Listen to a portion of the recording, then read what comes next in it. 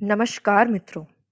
आज की यह कहानी भगवान श्री कृष्ण और अनुज पांडव पुत्र अर्जुन के बीच एक अद्भुत वार्तालाप की है।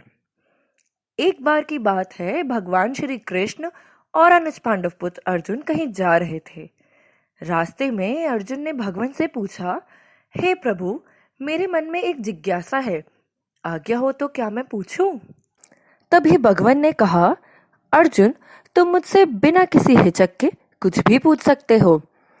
तब अर्जुन ने कहा, हे भगवान, मेरे मन में यह बात है जो मुझे समझ नहीं आ रही कि दान तो मैं भी बहुत करता हूँ, परंतु सभी लोग कर्ण को ही दानवीर कर्ण क्यों कहते हैं? यह प्रश्न सुनकर भगवान श्री कृष्ण मुस्कुराए और बोले कि आज मैं तुम्हारी इस जिज्ञासा का अवश्य समाधान करूंगा। भगवान ने पास में ही स्थित दो पहाड़ियों को सोने का बना दिया।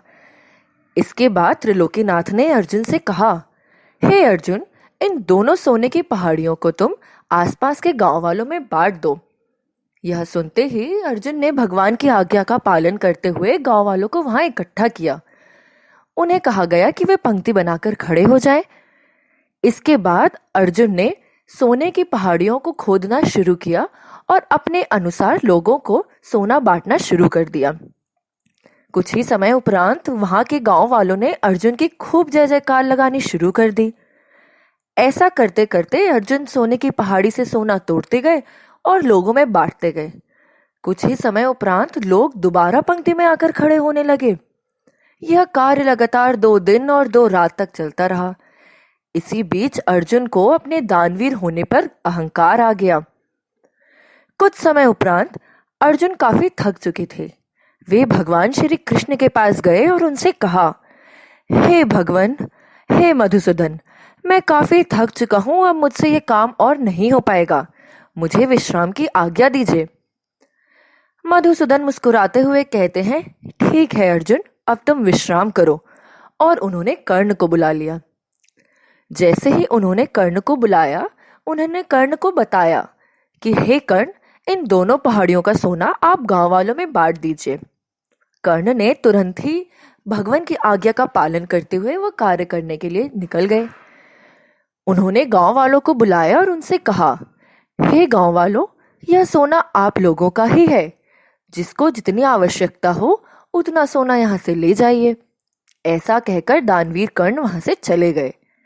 यह देखकर पांडव पुत्र अर्जुन ने भगवान श्री कृष्ण से कहा, हे मधुसूदन, ऐसा विचार मेरे मन में क्यों नहीं आया?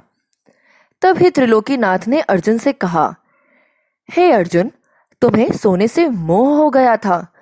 तुम यह निर्णय खुद कर रहे थे कि किस गांव वाले को कितनी जरूरत है। तुम उतना ही सोना पहाड़ी से खोदकर उन्हें दे रहे थे। तुम में दाता होने का भाव आ गया था। दूसरी तरफ कर्ण ने ऐसा नहीं किया। वह सारा सोना गांव वालों को देकर वहां से चले गए। वे नहीं चाहते थे कि उनके सामने कोई उनकी प्रशंसा करे अथवा जय जयकार करे। उनके पीठ पीछे कोई उनके बारे में क्या कहता है, इससे उन्हें कोई फर्क नहीं पड़ता।